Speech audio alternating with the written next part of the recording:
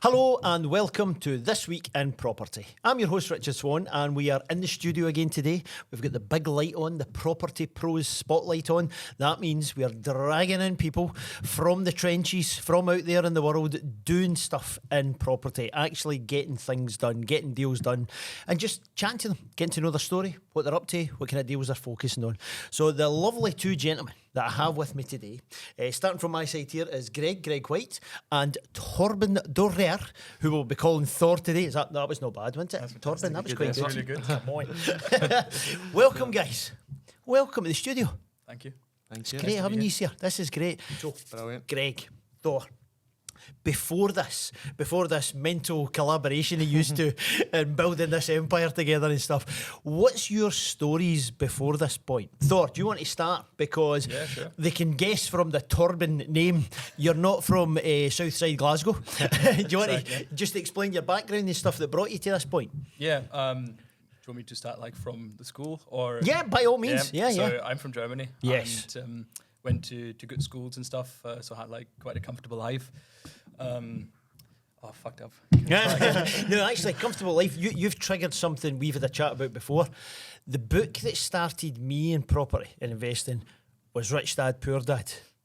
And you spoke before about the fact that you've actually had that element inside your own life. Do you want to kind of expand on that part? Yeah. Yeah, so my dad was basically the one-to-one equivalent to the Poor Dad in Rich Dad, Poor Dad. To the Poor Dad. So like working like 16 hours a day and been like in trips in Brazil, China, Russia, all over the world, but never really at home, which was all right because obviously he had his business and stuff like that and was very successful, making lots of money, so it was very cash rich, but like time poor.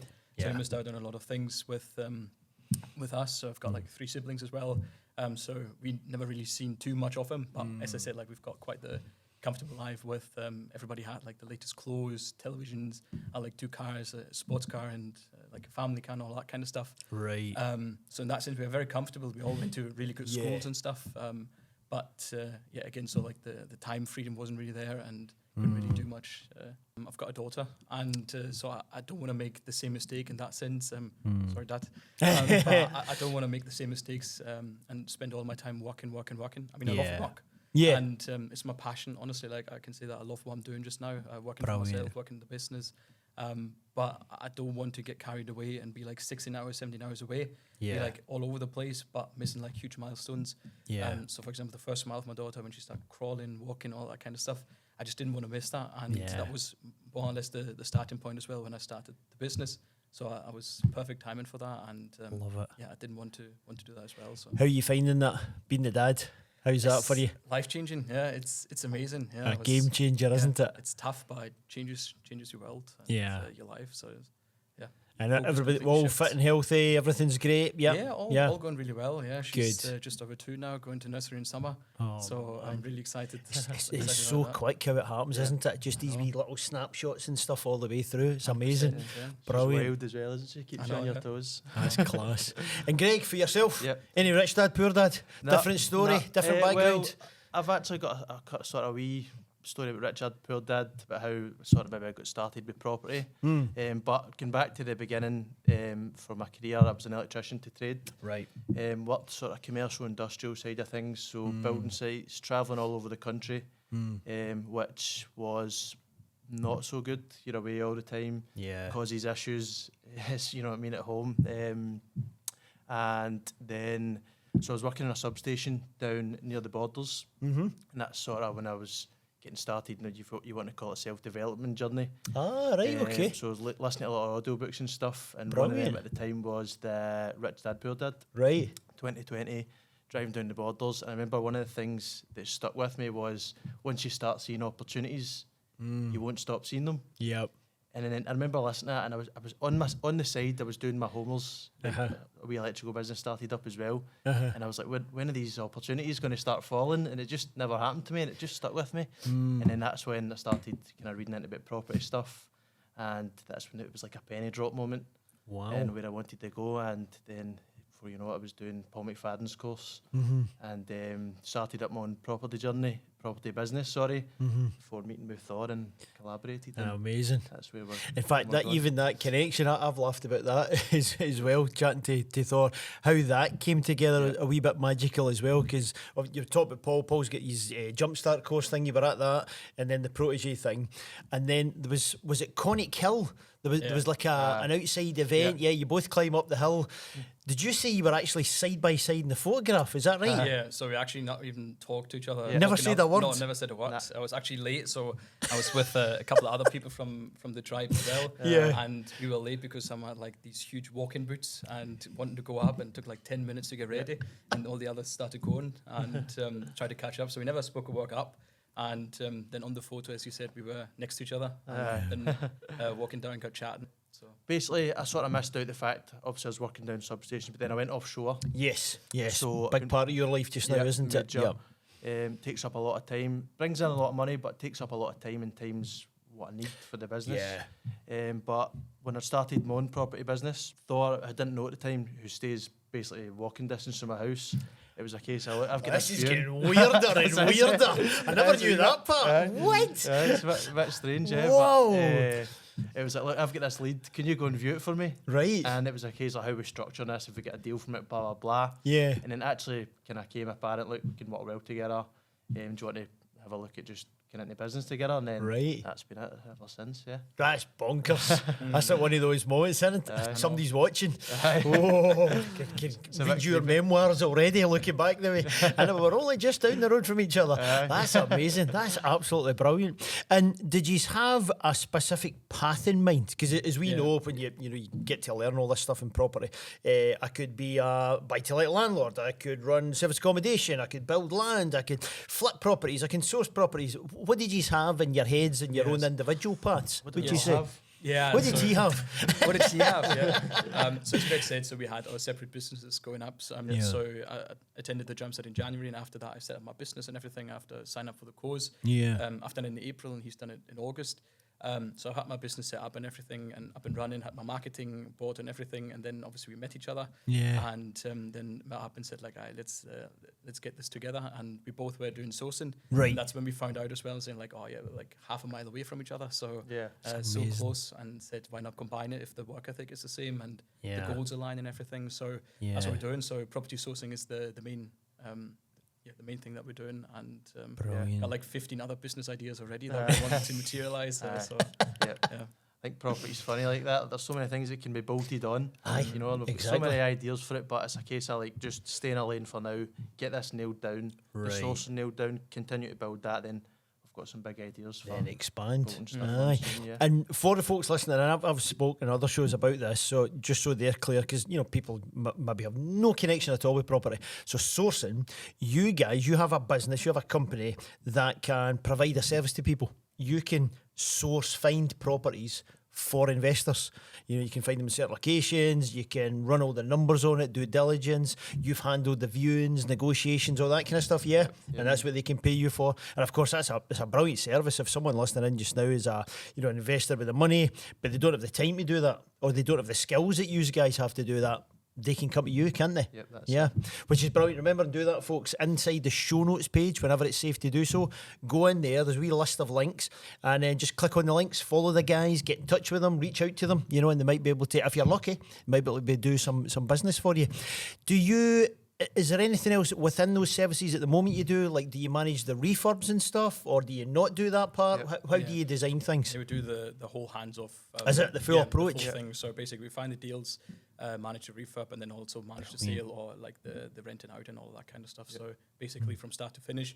But we know that some investors obviously want to do some things themselves, so we are very adaptable. To So that as you can tailor that to them, can you? That's Very fantastic. bespoke, I think Brilliant. that's something as well we're sort of trying to go down. I know sourcing's quite a competitive industry now. There's a lot of people doing it, a lot of different ideas. You're getting a deal and putting it on a mailing list for everywhere and anyone. That's There's a lot of that. faceless. Yeah, which is still a great business model. And Which it is works fine if amazingly that's for what you people, do. Yeah, But yeah. we're just trying to go down the bespoke work That's directly nice. for people who are cash poor, time rich, and Yeah. sort of need this process done for them. And getting a relationship, Yep. having an actual Precisely, relationship with that's them, that's tremendous. And for the refurb side of things, Right, um, right. Thor, I call spreadsheet. Brilliant. I couldn't work a spreadsheet up until 6 months ago, and I'm still not very good. But we're getting better, you know. It's different skill sets, Yeah, isn't it? You know, I've found that with people I've worked with in the past. You know, one of my business partners will just be amazing at a certain thing. Right, Yeah. well, you take care of that, and I'll handle this. And he's delighted. Yeah, Yeah. brilliant, because I didn't like doing that anyway. You can bounce off each other. Yep. So you know, you're in therapy now. How is the relationship? How are things working? Has it been easy running? It's quite smooth. Any kind of friction points? Was there a bit of we're kind of trying stuff and then it's starting to go in a certain way?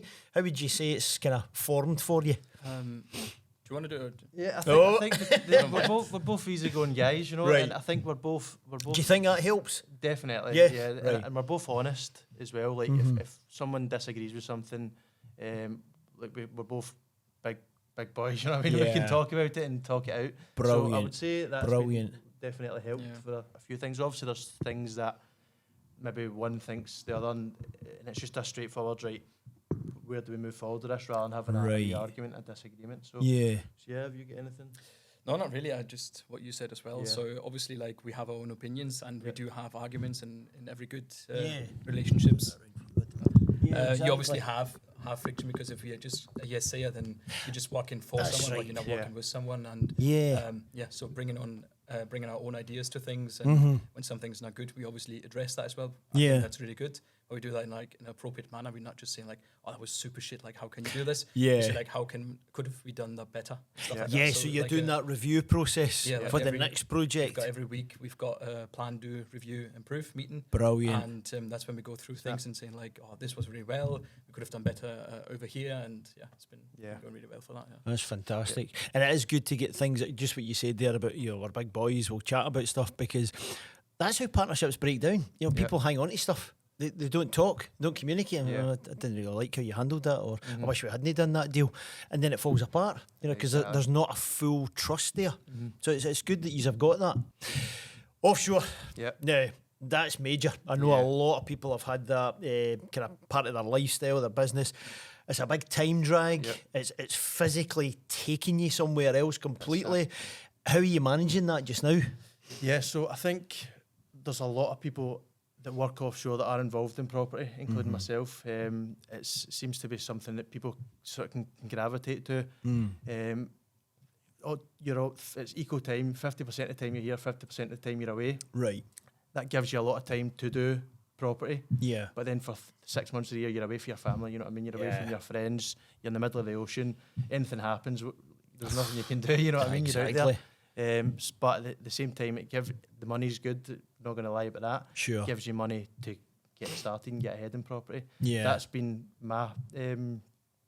my sort of standing from it. Right.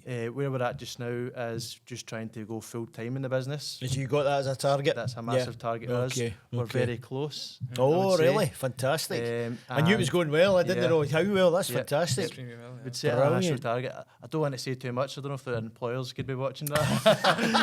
You know what it's like. But so we're close. We're edging it, and maybe a wee phased, gradual, slowing down offshore stuff and getting more Right. into properties on the cards within the next couple of months maybe. Fantastic. Oh, it's all happening. We're going to have a follow-up show, That's it. you know, in another Maybe. year's time or Yeah. something, to see all the leaps that you are taking. And when it comes to deals and stuff, though, what kind of, there's lessons you've learned along the way, isn't there? Oh, There's deals that have fell apart. Yeah. You know, we put everything on the table in this week in property, because we don't just tell folks, it's all easy selling. Anybody can do it. It's every single deal's a dream. That's not the case. It's business. Absolutely not. It's a roller coaster, isn't it? And you've had that. Yeah, Yeah. you've had deals and you've went in best intentions, try to line things up, and things have happened. Yeah. What kind of stuff have you came across? Actually, so the first deal that we had was actually probably a bit of false security because it was really good. So it Right. worked out brilliantly. You know, we done it with another Sosa, and then within a couple of weeks we managed to get the house sold. Right. Good Oh, cash in wow. as well. So it was, I think current value was 50. We secured it for 34, and we sold it on for like 39,999. So we had a little bit of money in the back there, and then obviously the sourcing fee on top. So it was good cash in. But as I said, it was a bit of false security because Right. then there came the other deals. So we had like a a big Chinese takeaway and a house next stage. Oh yeah. And wanted to turn that into Oh yeah. wanted to turn that into a 6-bed HMO and a 2-bed service accommodation. Right. And we missed out on that deal because we made a couple of mistakes, had a bit of an issue with the funding, and then we put in the offer for the next week, which fell on a public holiday. Oh God. So and the seller, obviously they were from Asia, and they do everything on trust there. So we missed out on that because it fell on the public holiday. Somebody else put in an offer the day before and said, I was just going to take that. So Right. So missed out on that one. Okay. We had another deal that we're working on just with another source as well. And we had a cash buyer again from the Middle East and wanted to buy it. Everything was like all go. And then we figured out that the wrong address has been passed on to the buyer. And even though it was just a couple of houses down, it was the exact same house. exact Nothing same radically style, different. Nothing different. Right. But obviously all on trust, and said they don't want to do it anymore. Yeah. Wow. And we found another buyer for that property, but then we figured out that the roof was not standard construction, so we couldn't get the lending on that. So it fell apart again, and I think we had like 4 or 5 buyers. goodness. That was a headache. That one. Was that it? deal. Unreal, Yeah. Just one. They're the problem ones to you next. remember, aren't Yeah, they? exactly. And you know, like I know it caused a lot of problems at the time, but it's been a godsend in a way because we put in a lot of systems and processes in place from that particular deal. Because of that. That's it, exactly. Right, I love it. Put it this way, I'll never miss a non-standard construction roof again. You're going to be checking it. That's it. That'll never happen, you know. And I suppose like it's not plain sailing. We've had a few mistakes, isn't it? And we look back at them and you go, right, thank God that happened now, rather than in a bigger one down the line. You know what I mean? Exactly. Yeah, it's not just deals; it's also with investors that we onboarded, you know, and we didn't put the contract in place that we needed for the investors. So we missed out on a couple of things. We said, that's good, you're going to use our power team, cool, but we never put it in the contract. And then when it came to the deal, they didn't use our power team. Right. And deals fell apart because of that. So, for example, they used their own mortgage broker, their own surveyors and stuff, and got like a down valuation of property in Cardonald for our first investor, Right. like £10,000. Oh, Yeah. jeez. And lessons did learned. that wreck the numbers for that one? Yeah, completely. it? So they Aye. couldn't go back. As Greg said, so we put things in place like after that Paisley property with the non-standard construction roof, we put in a viewing checklist together, and every single time we go through that like bit by bit, and we're never missing a single thing anymore. So Yeah, that's brilliant. That's a good mindset. I love that. I Definitely. love that approach because you know you've had that those moments, those histories, those mistakes, those whatever surprises, let's call them, and you could quite easily just say, forget it. This is a waste of time. I'm quitting. You know, I'm out. That's what a lot of folks will do when they come up against it, especially when they're first trying to do their own business. You know, it's totally different from just being some employee somewhere. But you guys are like, nah, okay, that happened. Take a wee note of that. How could we? Oh, wait a minute. We'll do a viewing checklist. Aye, every time we'll look for that. Brilliant. Right, put that in place. That's a cracking way of looking at things, you know, and taking that forward with you. And these are all the things we're learning. We never stop learning, don't we not? You know? We definitely have been quite positive on every failure, isn't it? Like a lot has been, you're raging at the time, and then it's like, oh well, right, look at the bright side, that'll not happen again. Aye. Does that way the partnership helps as well? You know, where you're able to vent to each other. Bloody stage! I can't believe they did that. And such. usually when these things happen, he's offshore. So I'm not sure if he plans that strategically. But every single time there was like a huge issue, he was always gone, and I was always up to me to deal with that. You know? That's it. curious, isn't it? That's bad so timing. Start picking up the pieces as usual. I know. So we just had a deal in Motherwell, Right. where a tenant is still. wow, yeah. I know. Where a You're tenant- upsetting him. I know. So there was a tenant in situ, but he was supposed to move out by the entry date. And, Right. Then on the day after the money has been transferred, Yep. we figured out that the tenant was still in, and the landlord never issued the notice. Oh, And the money was over there. Contracts have been exchanged, you know, and then it was again, he was offshore, so it was up to me to deal with that lovely problem. Oh and, my Yeah, God. but managed to turn that around and complete it tomorrow. Did So, you? Yeah. brilliant. Problem-solving, so Brilliant. that's What a guy. So are you now nervous for the next time he's going offshore? Yeah, You're probably. panicking. You know, the dark clouds are coming in. To be fair, we also always find deals when he's offshore. So Yeah. it's the bright side of that See, as well, well. there you go. Maybe I'm dragging you down, you know. Aye, Maybe God. Neil's It's a terrible show, isn't it? The breakup of a great partnership. I'm bringing it all out of the light. Not at all. Now, those are the challenges, those are the headaches and the funds and what have you. But what's the positive stuff? What kind of deals stick out for you, but that was good, and I liked that one, and that one was very profitable. This one was a good project. What sticks in your head there you could share? I think Motherwell just now. That one, it's about the one just now is a I don't obviously it completes tomorrow, so it's tempted to a wee bit talking about numbers, but that would have been an all money out deal if we took it ourselves. Wow. And we actually never took it ourselves because we kind of a bit conservative in numbers, right? As opposed to being stung in the past, maybe being a bit brash with numbers. So we're a wee bit conservative, maybe about 5 or 10k less, right? And when it got valued, it was about 85k it got valued at when we had it about 70, 75. Is that right? Wow. Yeah, so it would have been an all money out deal for ourselves. But on the bright side, we've got an over the moon client. Exactly. I mean, my God, they've won a watch, haven't they? Definitely. So that, again, just clarifying for the listeners there, that investor, you managed to find them an asset, and are they going to, is it buy to let? They'll keep it as service accommodation.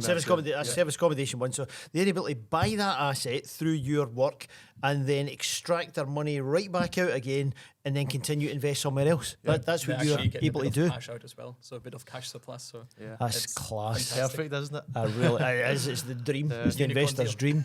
So it is, and then you've got the income, there ever after, which, as we know, is now an infinite return because you've taken that initial capital back out. That's fantastic. How did that one come about? Were you doing a marketing campaign? Did you find it off market? Another sourcer? That was actually the first deal that we got through an agent. So that was right, cool. Yeah, it's fantastic. Brilliant. Because now we've been at it for 7 months, and obviously we've been at agents as well, knocking on the doors, being like, "Hey, you got a deal? You got a deal? You got a deal?" But nothing ever materialised. And now the first one finally. So we broke through the door. So excellent. Exactly. We'll keep them in mind. That's brilliant. Definitely. So connections then, relationships, they're important for you, building those, people around you and stuff. Yeah, you finding the value in that. Yeah, definitely. I mean, it's not just agents; it's also like your whole power team, like solicitors, mortgage brokers, and stuff. Yes. Because, as we found out at the HMO deal, time is very valuable, and we missed out on that because of various different things where we didn't push things on, and now we've got the right people who keep reminding us every single day, saying like, by the way, you need to do this, you need to do this. Brilliant. And that's very helpful. So an important part of the business, building that up around you. Yeah, definitely. Like I think the network is the most important thing. So I was actually listening to a book from Grant Cardone, like the 10x Mentor, and it says about contacts turn into contracts. So you need to build your network, you need to build your contacts, and then not expect too much from them, but just trying to help people out, and they will remember that, and then help you in return as well, like in the future. So, exactly. It's something that sticks. The actual thing, the property, the transaction, the money, whatever, that will just come and go. It's just a detail. Yeah. But how you operated, how the actual relationship went, that's what people carry forward. Yeah. I'm going back to those guys. They got me. I mean, that investor, Motherwell, they'll be coming back to you all day long. Can you find me another unicorn, please? That's tremendous. But that's how you set yourself up. That's how you carry yourself. You're men of your words. You follow through. You solve problems. All those kind of things. I think tremendous. With agents, that is a long-term sort of game as well. And relationships, that doesn't happen overnight. No. It takes time to sort of nurture them, work away at it. And then that only came about because we could help him with a problem. Yeah, exactly. We could shift. He needed a fast solution on that, and then fortunately we were able to help him with that. Because those, God bless the agents, I know they got a big bad name, a lot of them, but they're getting approached by everybody. They're getting hassle off of sellers, they're getting different investors, some that just aren't trained at all or don't have any good ethics, just chapping at the door just time wasters, When they finally get, hold on, I've found a unicorn. I've found 2 unicorns. Somebody can actually do stuff for me and solve my problems. And I think that's also where we're different, what Greg mentioned early on. So we're not really just trying to get deals everywhere, here, there, and there. We're just trying to find deals for our investors. So if you come to us and say, like, I want exactly this, we go out and find exactly this or better. But we don't just like trying to get like hundreds of deals if we don't have the buyers for that. Yes. And that gives us credibility with, for example, that agent, because we can follow through. Which is really good. That's excellent. Any other projects stick in your head? Any other particular deals or properties or whatever? We've got a flip. Am I allowed to talk about that yet? Oh, so need to have a private board meeting. Wait, go off in the corner and chat and then come back. We got a flip. We agreed. I got an offer accepted last week. Oh God, this is hot off the press, right? Brilliant. Okay. Nobody else knows. Definitely. That's fantastic. Newton Mearns, that's in. So prime area. Very posh. Locations, everything in this game, obviously.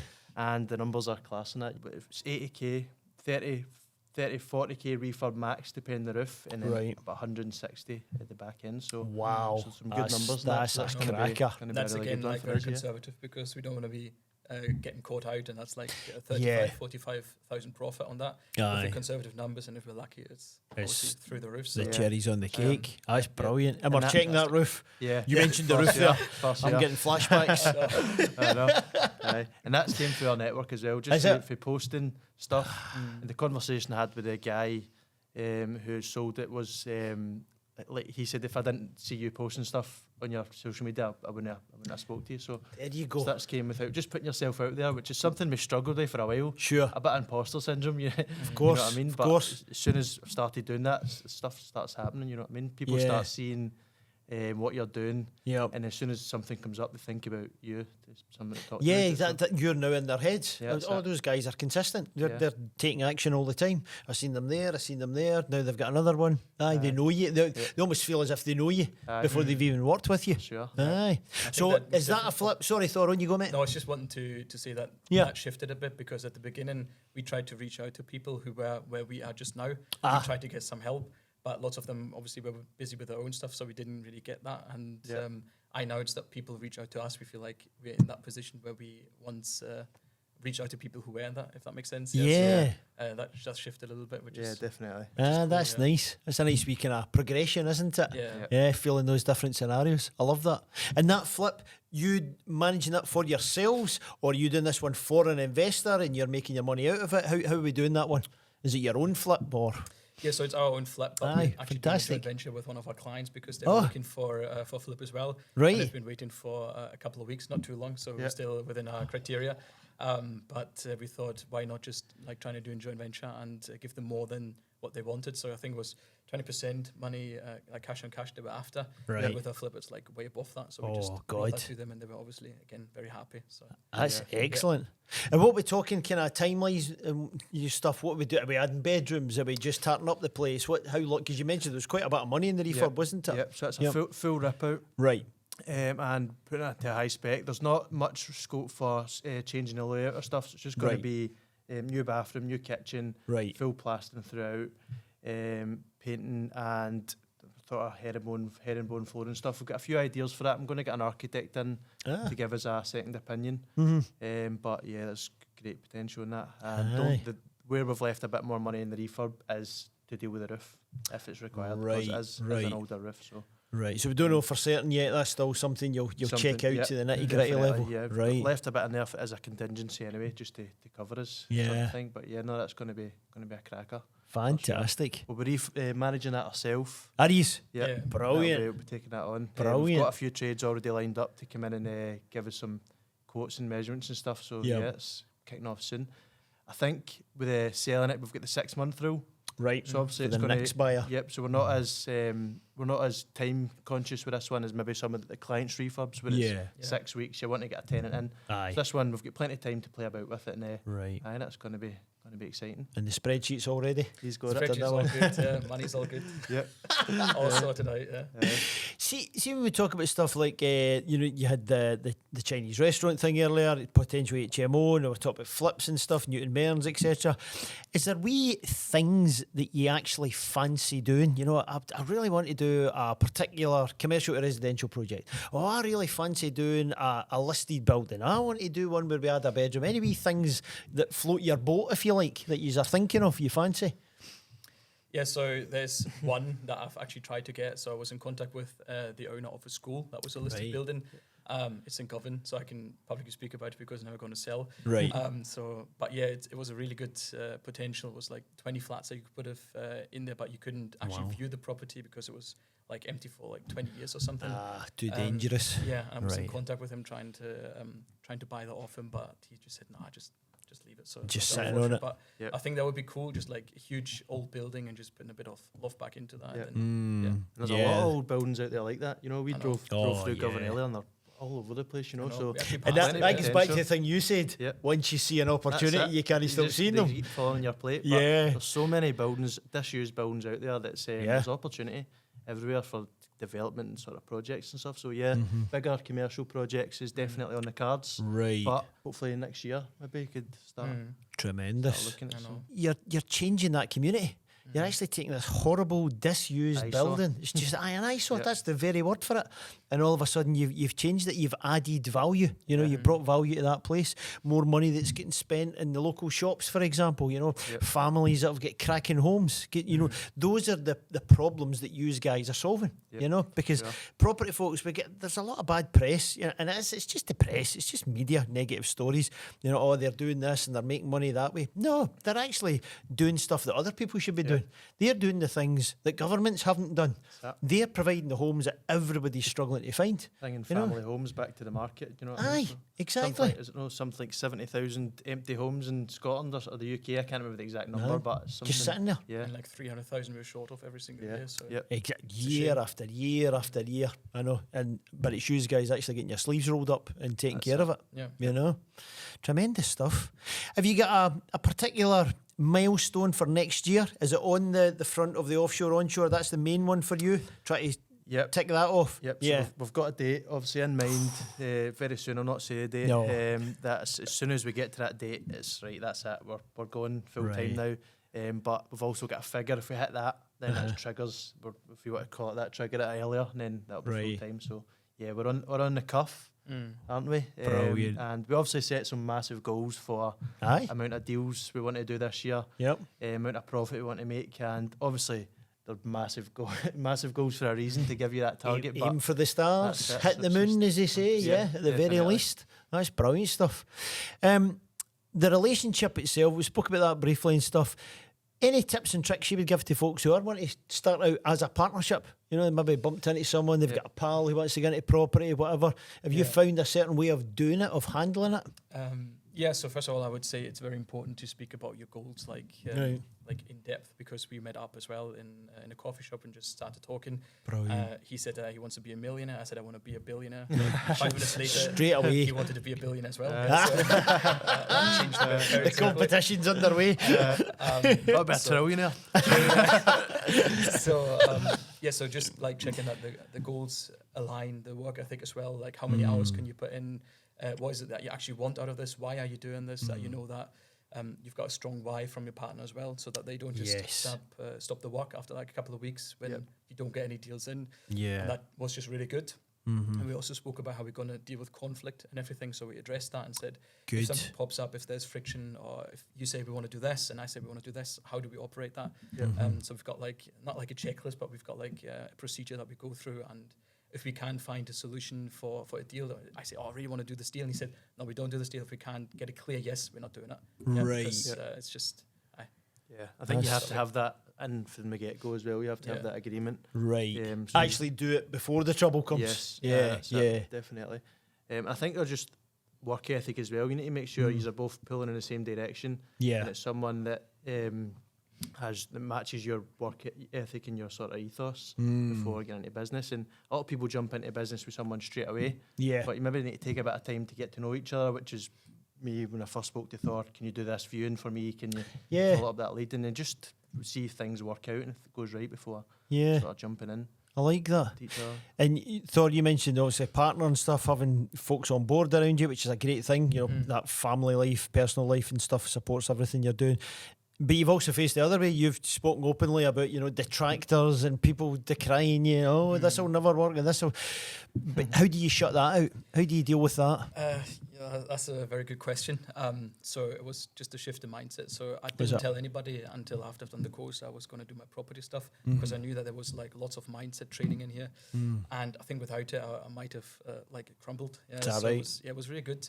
But the support wasn't there in the beginning. So when they knew and found out that I was doing like the property business and doing this, I was called conman, you know, scammer and dodgy guy and stuff. And I've got a wedding this year in April, you know, and they say like, how can you throw your money away for this? You know, if you want to get married and stuff, like save your money for a deposit and blah. And I was in university, you know, getting on track for like a 6-figure salary for a really good job, you know, pension. So they didn't understand that when I took the leap and started the property business, but I just shut that out and with the techniques that you learn in this course, you know, and it was like, no, you guys are just like in the old school mindset, and you just need to need to shift that over there. Yeah. You're always going to get pushbacks, aren't you, from Yeah, people? of you know what I course. mean? People think they know what's best for you and stuff. Yeah. And Yeah. but the first time I posted something, kind of on Facebook or something, the first time I actually went to put my property business out there, and I got I no bother Peter Jones, one of my pals. But like, it is what it is, you know. You just need to deal with it and Yeah. move on. It's part of the thing. Because part of the everybody's so parcel. institutionalized with the government, what they teach you. Because Yeah. nobody teaches you about money, about business, being Yep. an entrepreneur, you know. Nobody does unless you actually put money on the table and pay for education yourself. That's right. So, That's right. Goes right back to the Rich Dad Poor Dad book we spoke about right at the start. You know, I remember the first time reading it, and it was upside down of everything I'd heard. You know, getting your own home and debt free and this, that, and the other. Just be a whatever salary person. You know, which is fine for some people. You know, Yeah. that could be the path they want to be on. But there are other options available, better options. as we know. Better options. Better options, correct? Especially the way you guys are doing business. It's absolutely fantastic. Well, listen, it's so helpful. I love you sharing your story. Yep. I love you sharing the services you're doing, projects you've got on the go. I can't wait for the next chapter. I can actually see there's been quite a few guests who have came back. You know, Yep. I can almost visualise that happening. You know, next year or whatever it is. That right, that's me. I'm not offshore anymore. Get me back in. And we've done such and such a project. If Thor found his listed building, you know, whatever it is. I think that's the excitement and everything, because there's all this stuff ahead of you, Yep. and you've got stuff ahead of you as a dad as well. That whole journey, 100%, you know, it's amazing how those chapters unfold. But for folks listening in, maybe you're that investor, you want to reach out, you want to use the guy's services, you've heard about some of the deals they found, which is just incredible. They're very busy, they might not be able to take you on just now, but it's worth a try. Click on the links, follow them, chat to them, and message them, and, you know, see if you can do business together. But for today, Greg, Thor, thanks a million for being on the show. Thanks for Cheers, having us. Richard.